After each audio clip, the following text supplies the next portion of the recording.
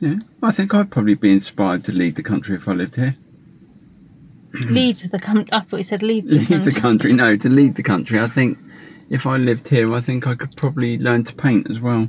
Mhm. Yeah. Yeah. I think I'm going to get some paints. Mhm. Okay. I'm not joking. Yeah. Here we are at Chartwell. Say hello to the people. Hello, people. Hello, people. Much busier than I thought it was going to be on a Friday. Yeah. And we parked. Oh, you can't see it. Oh, there, you can just see us over there now.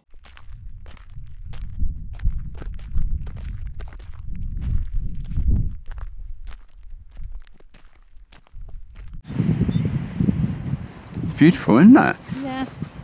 You can just imagine Churchill sat there, can't you? Yeah. Imagine being Prime Minister at the time of a proper war and all the decisions you have to make. And you know that, you know, you send, I don't know, 1,000 bombers over to Germany, you know some of those people aren't coming back. Massive responsibility, isn't it? And of course, straight after the war, there was a election, wasn't there? And he was booted out. Well, it's not dissimilar to COVID, is it? No, national disasters. People are so tired and worn out. They just want something different, don't they? But to be honest, they all needed thrown out. Yeah, they did. Yeah.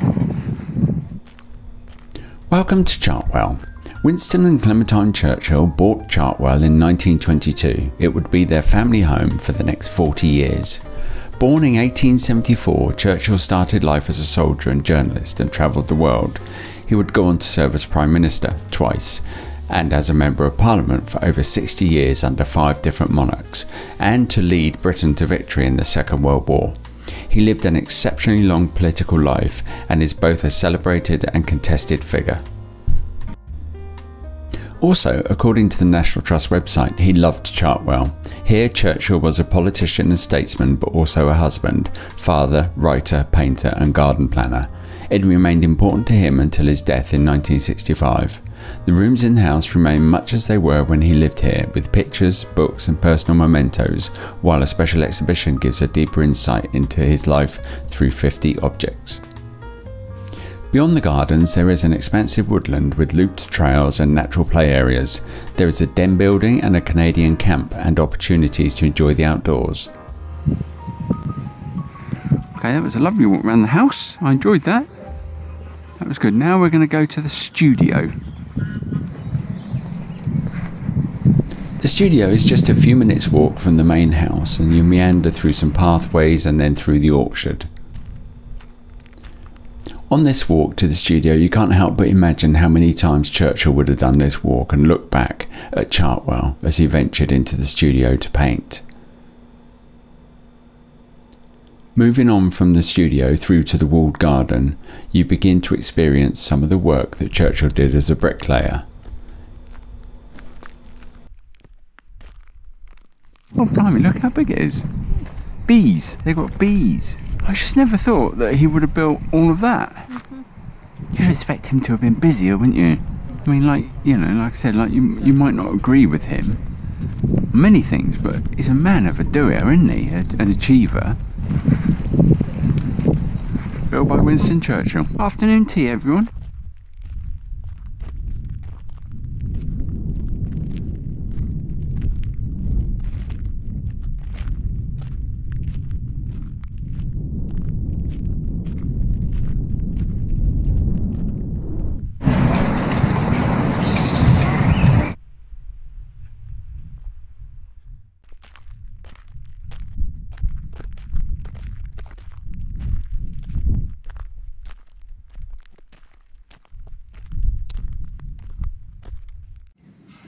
Yeah, I definitely think we'd come back. I think there's much more to do, isn't there? Yeah. So, but it was really good. So we just had some lunch. What's up? It's not in. Is it not? No, it hasn't clicked. There you go. Yeah, there's much more to do, isn't there? I think. Yeah. But it was good. It was good to see Yeah, I think I'd probably be inspired to lead the country if I lived here. Lead the country. I thought you said leave the Leave country. the country. No, to lead the country. I think if I lived here, I think I could probably learn to paint as well. Mhm. Yeah. Yeah. I think I'm going to get some paints. Mhm. Okay. I'm not joking. Yes.